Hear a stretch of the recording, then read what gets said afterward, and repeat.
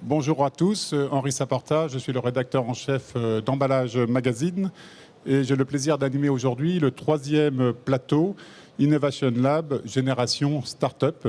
Après le camembert 4.0 lundi 14 et les doses hydratantes mardi 15, nous abordons aujourd'hui une nouvelle approche de la supply chain.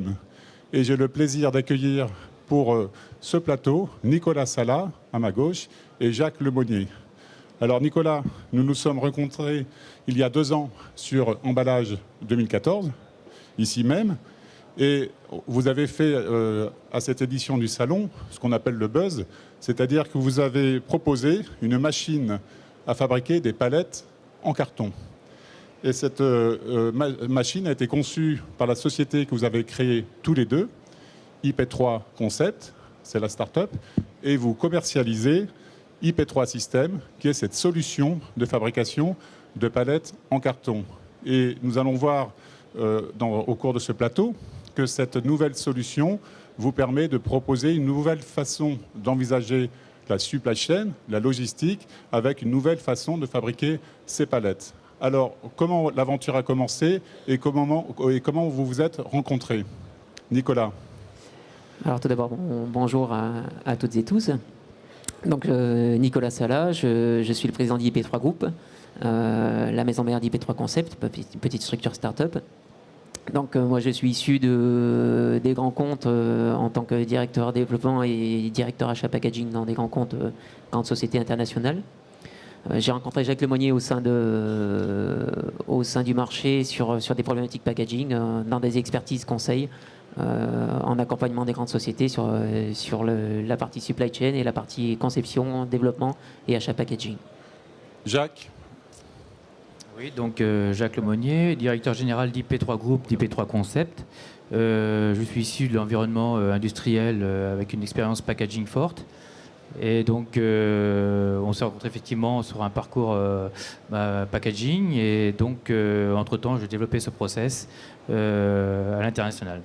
Très bien. Donc, on a sur la table une magnifique boîte en bois.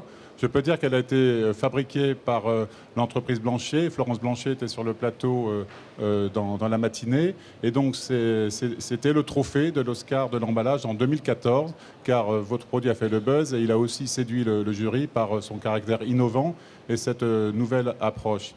Alors, qu'est-ce qui vous a conduit à vous lancer dans cette aventure et à concevoir une nouvelle palette en carton? Alors, pour préciser le sujet, aujourd'hui sur le marché, on parle de palette en bois, qui est aujourd'hui la solution dominante. Et la palette en bois peut être à usage unique ou utilisée en pool. Et elle est achetée par des fabricants, des utilisateurs, ou louée et pour faire des rotations ou des usages spécifiques. L'autre tendance, c'est les palettes en carton qui sont fabriquées par des cartonniers. Et on trouve aussi des palettes en plastique et dans certains cas, des palettes métallique. On peut dire que la palette est absolument nécessaire dans tous les flux et dans toutes les organisations logistiques. Donc, vous êtes sur un marché énorme et un marché essentiel. Alors, comment on se lance à deux sur un marché aussi important avec des entreprises mondiales? Alors, pour faire très simple, le principe est très basique. Comme tout fabricant, tout end-user ou tout fabricant de produits manufacturés ou semi-manufacturés, l'objectif c'est de livrer des produits d'un lieu de fabrication à son lieu d'utilisation. Donc chez un partenaire, chez un utilisateur ou un end-user en B2B, business to business, ou en B2C, en business to customer. Donc le besoin c'est de transporter un produit d'un endroit à un autre. Le flux classique, c'est d'utiliser la palette bois, de passer des commandes, de se le faire livrer dans un camion, de transporter de l'air à travers ces palettes et de les faire livrer à l'instant T, de l'utiliser, de les stocker et ensuite de charger et de faire livrer. Donc la palette, c'est ce qu'on appelle un support de manutention et la palette est un emballage au sens de la définition juridique.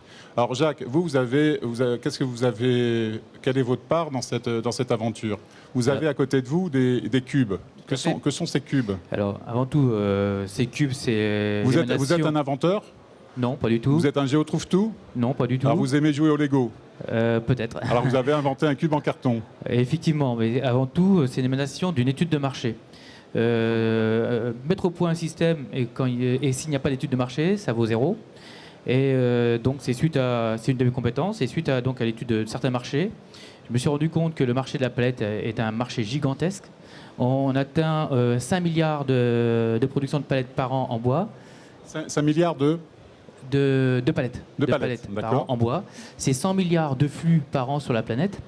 Nous avons une démographie croissante. Nous sommes actuellement 5 milliards. 2025, 8 milliards. 2050, on sera certainement vers 9 milliards. Ça veut dire que les matières premières, les ressources primaires, il faudra les partager. Et le bois deviendra une rareté.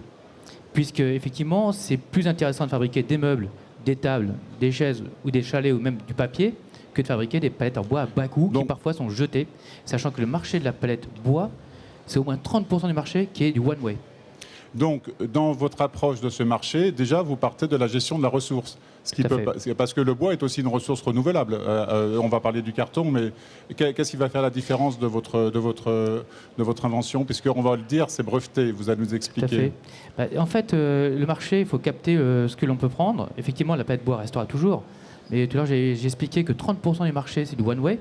Donc notre marché, il se trouve principalement sur ce marché. Ça veut dire qu'elle fait un voyage et après, elle est recyclée au mieux. Voilà, tout à fait. Alors, donc le temps de cycle, il est très simple. Ça veut dire que c'est un peu dommage de faire tomber des arbres pour faire une seule palette. Et sachant que si on la fait en carton, eh bien on va faire tomber l'arbre, mais on va pouvoir régénérer le carton par du recyclage, avec des cycles de recyclage. Et donc on va pouvoir faire en moyenne 10 palettes avec le même arbre. En tout cas avec le même tronc d'arbre. Donc la valeur ajoutée, elle est claire sur le one-way. Le carton ondulé a tout son potentiel.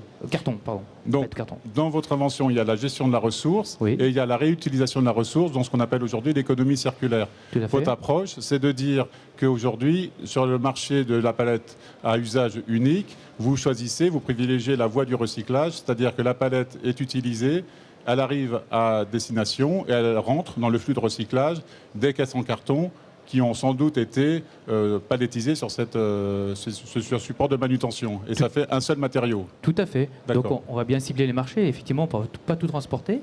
Mais en fin de parcours, en moyenne, les marchandises transportées sur la palette bois, c'est 300-350 kg. Donc la palette carton s'y prête très bien. L'intérêt, c'est qu'en fin de parcours, une palette carton, eh bien, on va la jeter dans le compacteur. On va en faire des balles de carton et on va la revendre en moyenne entre 100 et 150 euros la balle de carton. Que la palette bois, elle va terminer soit en granules, soit elle va terminer dans un coin de cour ou alors dans des trafics non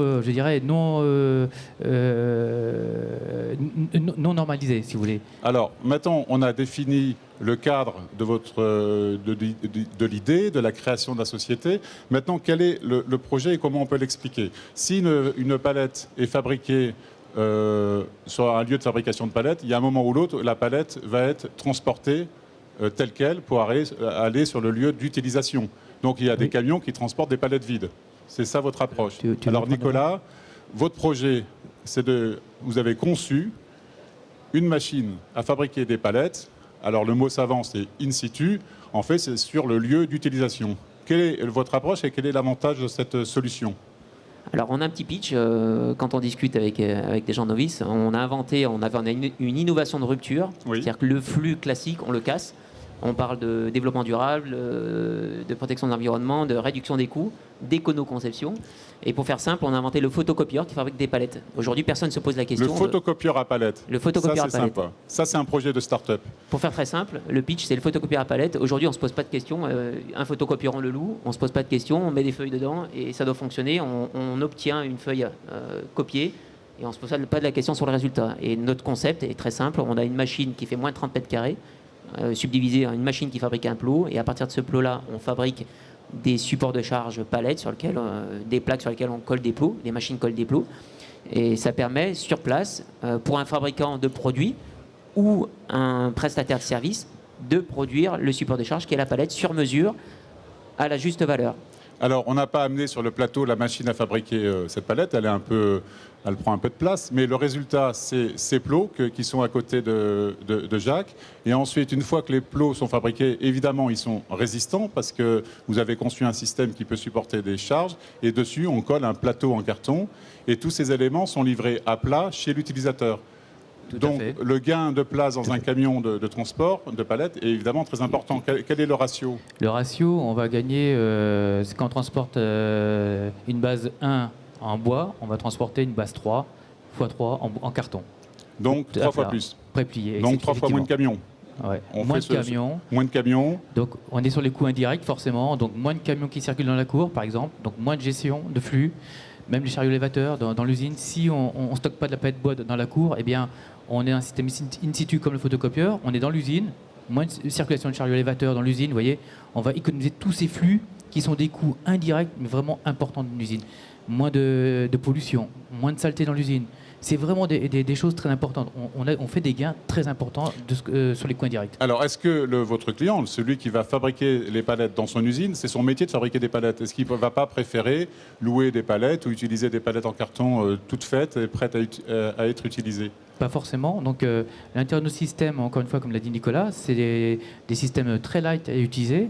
Donc, on peut avoir des clients qui vont effectivement commander leurs palettes auprès d'un centre d'assemblage. Oui. Et donc, c'est une mutualisation, un pool?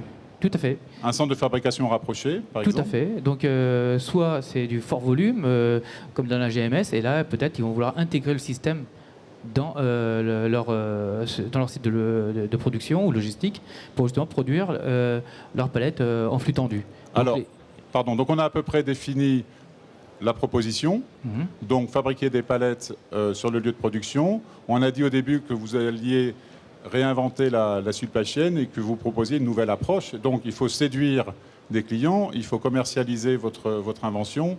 C'est le propre d'une start-up de s'inviter sur un marché, d'en bousculer les codes. Vous en êtes où aujourd'hui?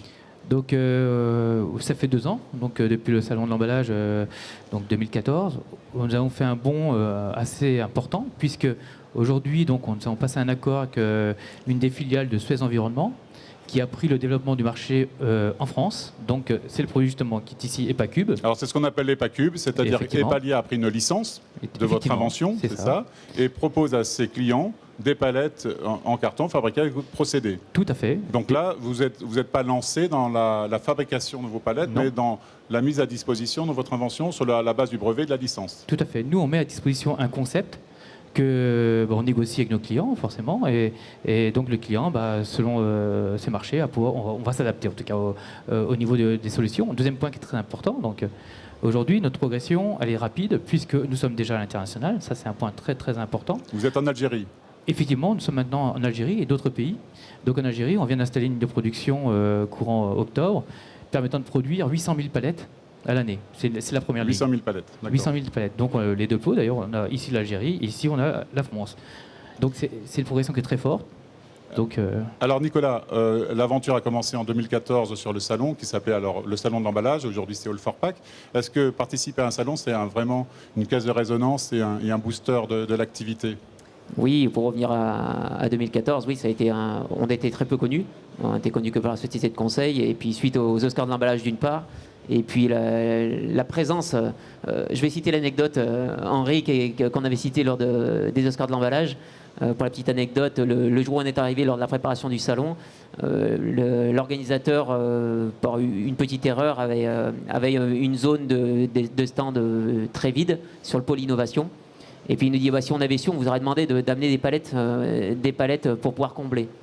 Et tout le monde a tombé la chemise, tout le monde a tombé la veste, et puis on a mis les machines en route puisqu'elles étaient présentes sur le salon, et on a fabriqué plus d'une centaine de palettes en très peu de temps. Puis en une demi-heure, on avait une centaine de palettes qui étaient produites, utilisables en termes de présentoir et de support. Vous avez fait la preuve de votre concept sur le lieu même de son lancement. Voilà, c'est ce qu'on appelle la preuve par l'exemple. Exactement. Donc aujourd'hui, pour s'imposer sur un marché comme celui-là, il faut des fonds, il faut des soutiens, il faut une structure solide. Donc comment deux entrepreneurs avec une start-up s'organisent pour franchir toutes ces étapes et s'inscrire dans la durée? Alors il y a deux démarches. Il y a la première démarche que nous, on a franchi très vite puisque la preuve de concept était faite. Oui. On était prêt à répondre et on était prêt au tout départ à répondre à des demandes marché. Oui. Après, c'est s'appuyer sur les bons partenaires pour passer la seconde, la troisième, la quatrième et accélérer très vite. Sur la partie France, Jacques vous a présenté Suez Environnement qui a saisi l'opportunité en France. Donc avec là, une- c'est vos rentrées d'entrepreneurs. Voilà, c'est Et notre pour financer entrepreneur. l'activité, vous avez fait appel à des financeurs, comme le font les startups d'une façon générale. Tout à fait. Nous, on a fait une première levée de fonds. Alors, est-ce que vous êtes devenus des spécialistes du pitch pour votre levée de fonds? Il a fallu qu'on présente le photocopieur qui fabrique des palettes. Ouais. Voilà. Alors, comment on convainc un investisseur qu'on a inventé le photocopieur à palettes? Vous vous êtes transformé en Xerox?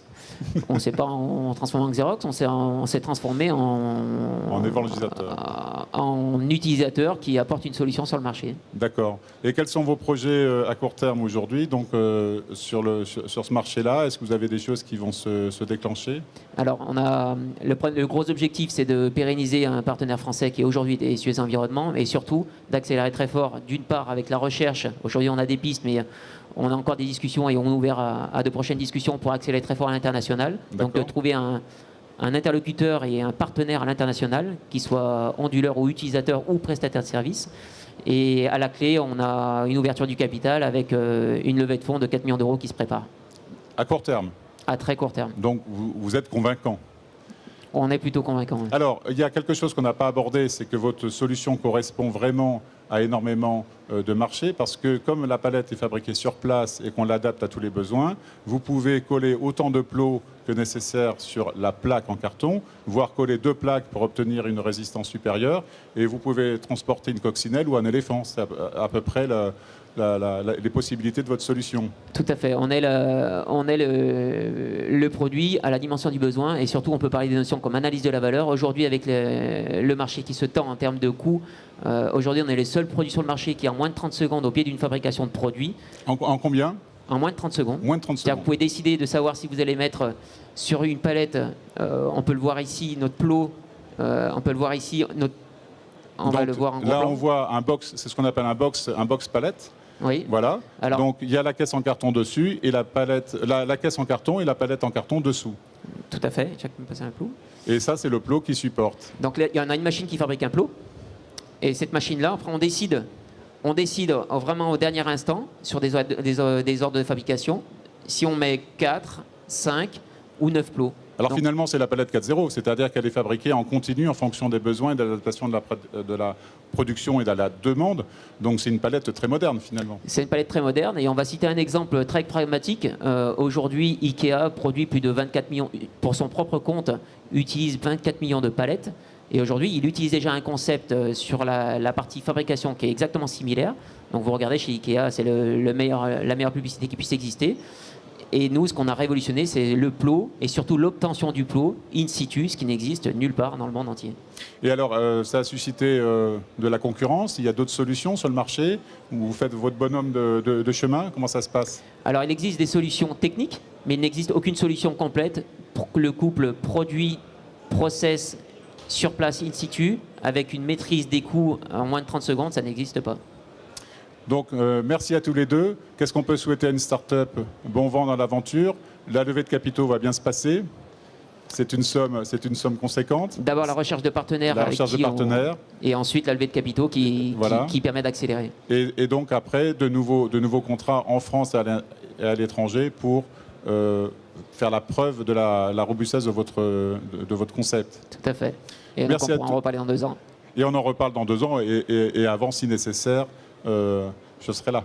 Merci. Donc, merci Nicolas Sala, merci Jacques Lemonnier. Donc, vous avez créé la société IP3 Concept pour commercialiser la palette IP3 System, une solution de fabrication de palettes in situ, c'est-à-dire chez l'utilisateur. Et avec ça, vous comptez révolutionner la supply chain. C'est une belle aventure. Merci à tous les deux. Et à demain pour le dernier plateau Innovation Lab. Et nous parlerons de piloter la production à partir d'une tablette. Et c'est aussi un entrepreneur qui s'est lancé avec un simple iPad ou une simple tablette numérique. Merci à tous et à demain.